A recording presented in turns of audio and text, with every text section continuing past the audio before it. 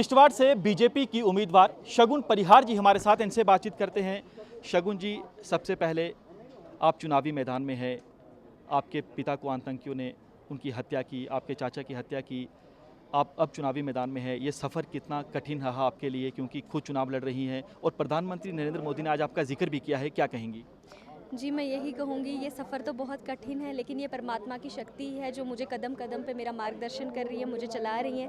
साथ में भारतीय जनता पार्टी के प्रत्येक कार्यकर्ता, चाहे वो प्रधानमंत्री जी से लेकर हमारे ज़िला के जितने भी लोग हैं, सब लोग मुझे जिस तरह से प्यार दे रहे हैं, मुझे आशीर्वाद दे रहे हैं, मेरा मार्गदर्शन कर रहे हैं, तो मुझे लगता है उन सब के आशीर्वाद की ही वजह से मैं चल पा रही हूँ, मैं बात कर पा रही हूँ। सीधे तौर पर आपका मुकाबला है नेशनल कॉन्फ्रेंस के उम्मीदवार सज्जाद किचलू साहब से। वो पहले विधायक रहे हैं, मंत्री भी रहे हैं। फाइट कितनी टफ मान रही है? जी, फ़ाइट तो अब फ़ाइट रही नहीं है। ये मैं एक गरीब आवाम की आवाज़ हूँ और वो लोग जो अपने जनता का उन्होंने पिछले काफ़ी वर्षों से खून चूसा है, अब ये फ़ाइट एक गरीब जनता की है और उनके नोटों की है। प्रधानमंत्री नरेंद्र मोदी जब आपके लिए यहाँ पर रैली करते हैं, बाकी उम्मीदवारों के लिए, लगता है कि उसका फ़ायदा आप लोगों को मिलेगा?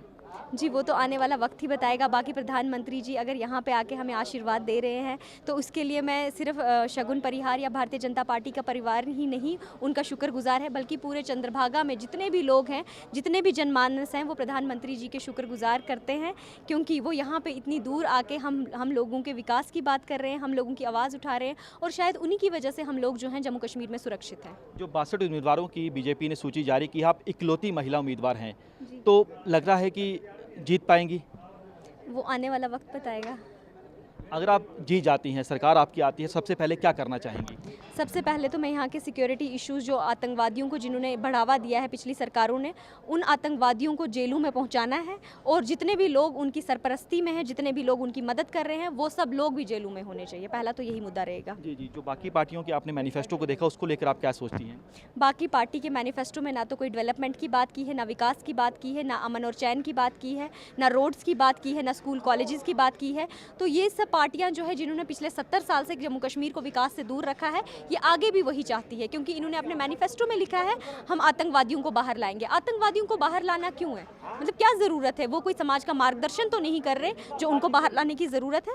इसीलिए इन्होंने हमेशा लोगों को बेवकूफ़ बनाया है, गरीब जनता को लूटा है, हमेशा इन्होंने लोगों के साथ गलत किया है, तो आज भी ये उसी रणनीति पे काम कर रहे हैं। आखिरी सवाल, आप खुद जो हैं आतंकवाद से पीड़ित हैं, अभी भी हम देख रहे हैं कि किश्तवाड़ में मुठभेड़ चल रही है, हमारे 2 बहादुर जवान शहीद हुए हैं। जो आतंकी गतिविधियां हैं वो रिवाइव हो रही हैं, टेररिज्म जो है रिवाइव हो रहा है इन इलाकों में। एक बड़ा चैलेंज, एक बड़ी चुनौती।